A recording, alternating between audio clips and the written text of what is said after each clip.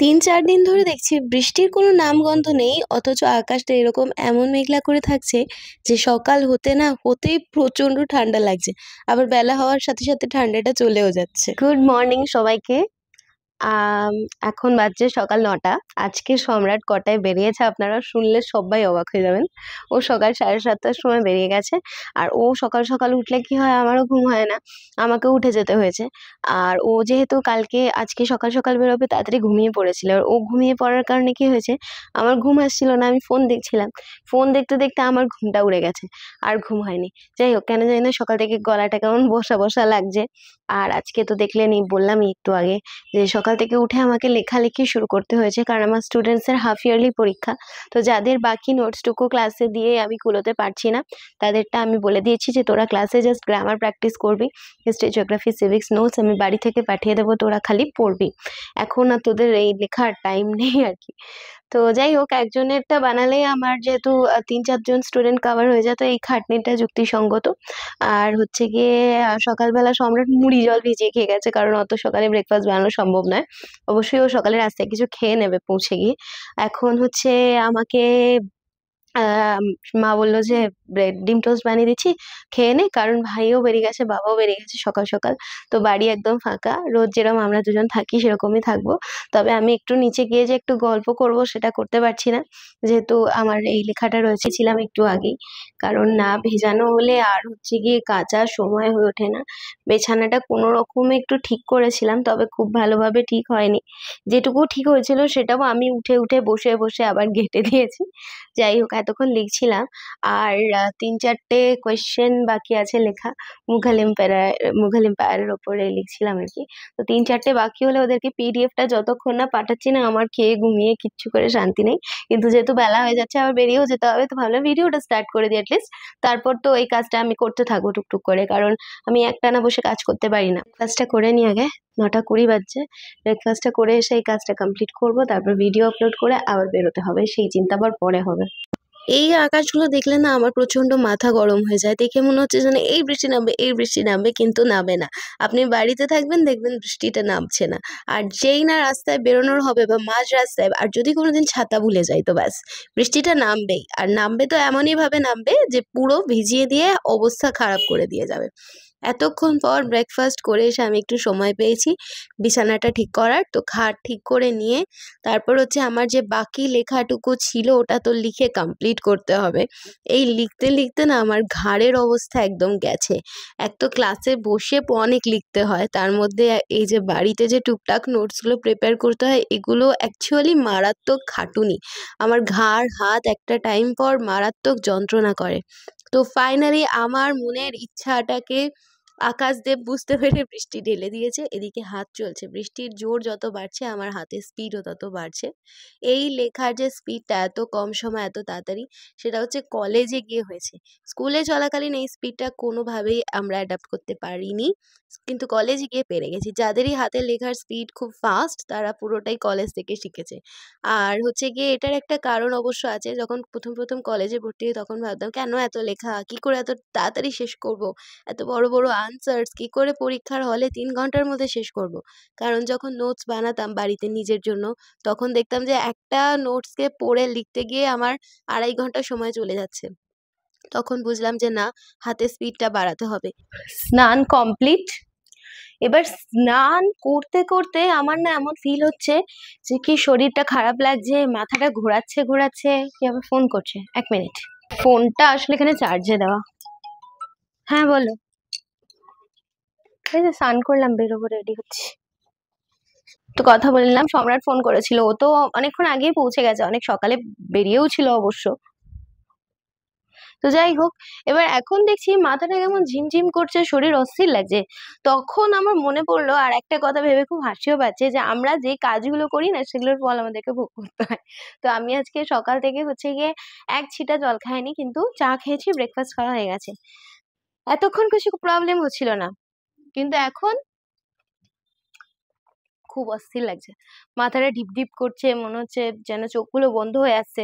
মনে পড়লো যে ডিহাইড্রেশন হয়ে গেছে, জল খেতে হবে। তাই এখন এই জলটা এতটা ছিল, এতটা শেষ করেছি, পুরোটা শেষ করে ফেলবো।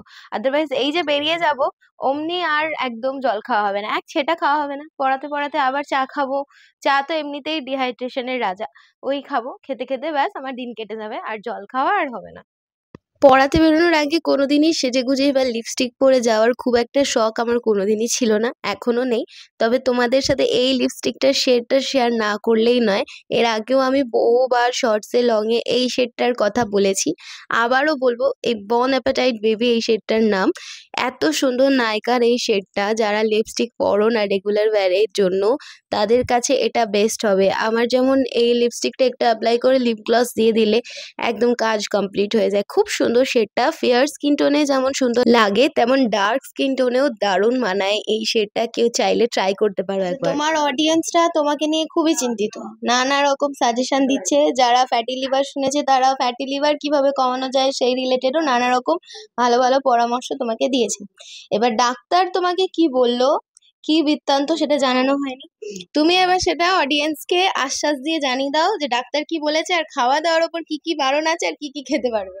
ডাক্তার তো বললো সুগার থাকলে এতটুকু ফ্যাটি লিভার থাকে, তাতে কোনো অসুবিধা নেই, নর্মালি আছে, অসুবিধা নেই, ভয়েরও কিছু নেই। একটাই ভয় আছে, যেটা আমার কোমরে খুব বড় প্রবলেম দেখা দিচ্ছে, যেটা আমার কোমরের, আমি আজ থেকে মোটামুটি 10 বছর আগে, আমি আরো ব্যাকে 20 বছর আমি মেশিনে কাজ করেছি, করার ফলে স্পন্ডোলাইসিস থেকে আমার কোমরের অনেকগুলো হাড় বেঁকে গেছে। এবার ক্ষয় ছিল, আস্তে আস্তে বেঁকছে, আরো হয়ে গেছে। এই কারণে বললো নিচে বসা, ঘর পোছা, যেগুলো আমি করি না, সিঁড়ি ভাঙা জানেনই তো আপনারা, আমি ওপরে উঠি না, এটা আজ থেকে আমার 10-12 বছর আগে ধরা পড়েছিল। তখন আমার একটা ছিল, এখন ওইটা বেড়ে গেছে, ওই কারণে ওগুলো আমি করি না। এমনি আমি শারীরিকভাবে সুস্থ আছি, সুগারটাও অনেক কমে গেছে। আর ফ্যাটি লিভার ওটা বললো সামান্য। মটন ফটন ডাক্তার, আমার মটন আমরা খুব বেশি খাই না, খেলেও 1 পিস খাই, আমরা 1 গাদা খাই না আগাগোড়াই।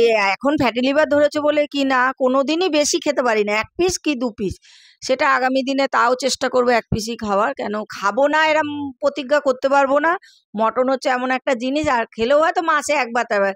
আর অনুষ্ঠান বাড়ি গেলে একদমই খেতে পারি না, ঘরে যদি 1 পিস খাই, অনুষ্ঠানে কোনো মটন খেতেই পারি না, একদমই পারি না। আমি আজ নয়, চিরদিনই।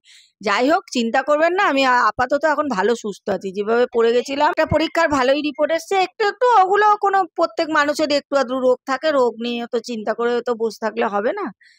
খুবই ভালো আছি আমি। তাহলে সবাই শুনে নিয়েছে, শুনেন? হ্যাঁ, আমি ভালো আছি, তোমরাও ভালো থেকো, চিন্তা করো না, তোমরাও খুব খুব খুব ভালো থাকো, আর আমাদেরকে সাপোর্ট করো।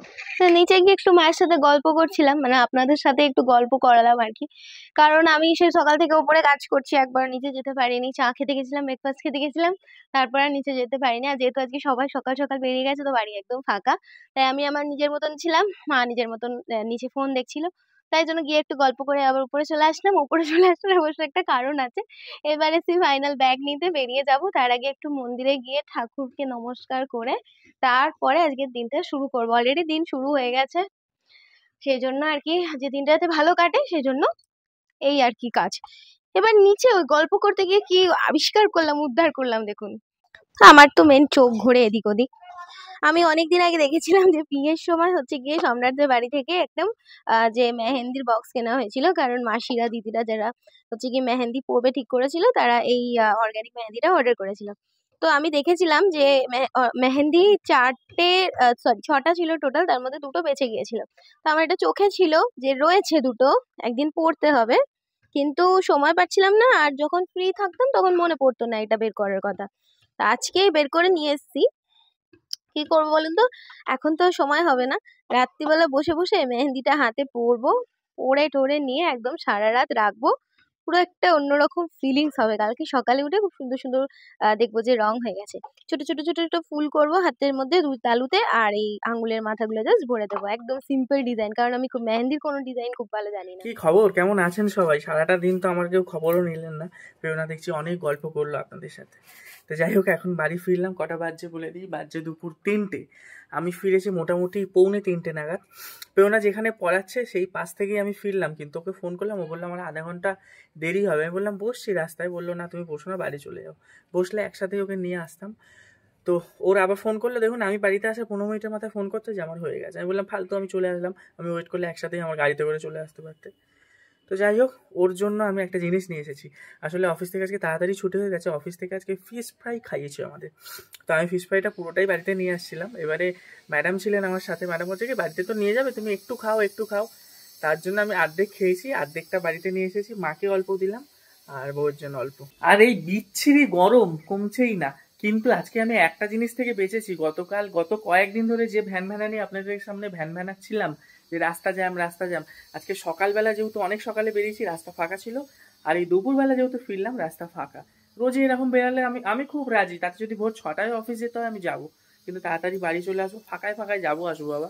এই গ্যাঞ্জাম আমার ভালো লাগছে না। আমরা যার জন্য কলকাতা ছেড়ে মধ্যমগ্রামে চলে আসলাম এই গ্যাঞ্জাম এড়াতে। ও মধ্যমগ্রামেও কম কি, মধ্যমগ্রামে কলকাতার বাবা হয়ে যাচ্ছে আস্তে আস্তে। তোমার জন্য একটা জিনিস নিয়ে এসেছি, ওই যে প্লাস্টিকটা আছে, খাও, অল্প ভালো জিনিস, ভাতের সাথেই খেতে পারবে। Fish fry. আমি খাচ্ছিলাম না, ম্যাডাম বলে কি খাও খাও খাও অল্প খাও, তারপরে মাকে অল্প দিলাম, এসে তোমার অল্প আছে। আর স্যালাড আছে, স্যালাড নিয়ে না। আর তুমি ড্রেস ছাড়বে না? বেরিয়ে যাবো তো আমি। আবার বেরিয়ে যাবে এক্ষুনি? আমার টাইম হয়েও গেছে 3:15। আমার এই টাইমটা বানিয়েছে, খেতে ইচ্ছা করে না। তাড়াহুড়োর জন্য? তাড়াহুড়োর জন্য না, কারণ এই যে না খাওয়ারটা না থাকলে তাহলে আমি তো 10 মিনিট রেস্ট নিতে পারতাম, এই জন্য। আর কি রান্না মা আজকে? রান্না এই তো এখানেই দেখে নি, ফিশ ফ্রাই তো আমি এনেছি, উচ্ছে পটল ভাজা। এই 4টে দিয়েছি না, ওকে দাও হয়নি। আমাকে অনেক উচ্ছে দিয়েছে।